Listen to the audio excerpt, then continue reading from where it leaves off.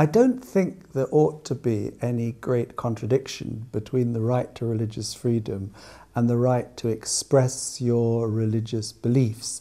I think it's an aspect of ordinary human dignity that what is the deepest in people's hearts should be able to be expressed in the public domain or one-to-one in friendship. The important thing is that that expression of faith should not be to coerce people to convert, because I think all the faiths would agree that it is only God that converts, and it's not individual people.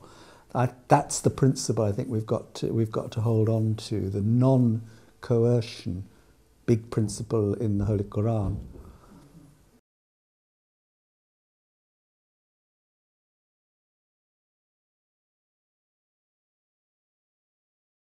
I think we have to go back to Article 18 of the Universal Declaration of Human Rights by the United Nations in 1948 and look at the persecution of religious minorities around the world, and to put the persecution of Christians into that context.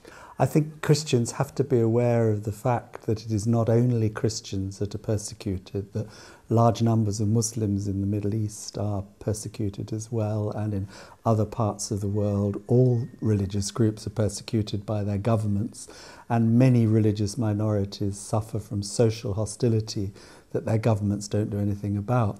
That shouldn't make Christians in this country in any way hostile to people of other faith that are their neighbours, because they must remember that the religion of their neighbours is also a cause of suffering around the world for their brothers and sisters in different religions. And I think that's a very important principle to hold on to.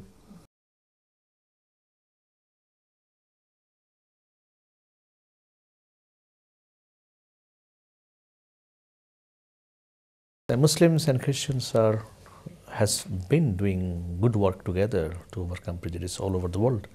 Many historical evidence are there for, but currently that I think there are examples that the same threat, same aspirations that the Muslims and Christians do have got opportunities of work together. Say for example the climate change, it would affect the whole humanity.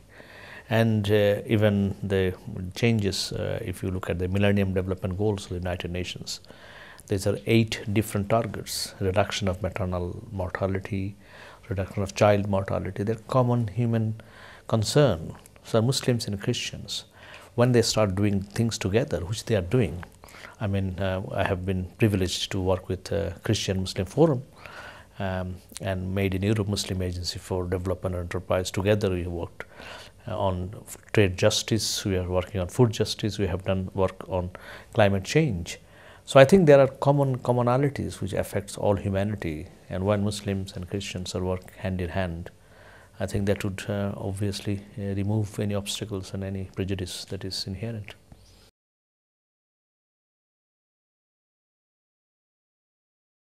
I think the question of history that you raise and looking back on history is very important, because there's an ideological approach to history that focuses on certain events and very carefully forgets the other events.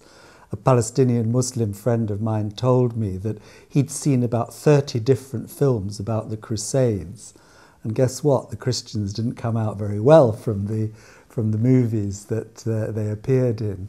And of course that's the same reality could be looked at from the other way around, particularly at the moment, where look at the way Muslims are portrayed in a lot of the films, and the thrillers, and Spooks is a classic example of a series on television with a very incredibly negative portrayal of people of other faith. So we need to remember that the Christian community undertook through the Crusades massive slaughter of Jews long before they ever reached the Muslim world to start fighting the Saracens and the Muslims. And the anti-Semitic activity of the Crusaders was certainly remembered by the Jewish community as much as by the Muslim community.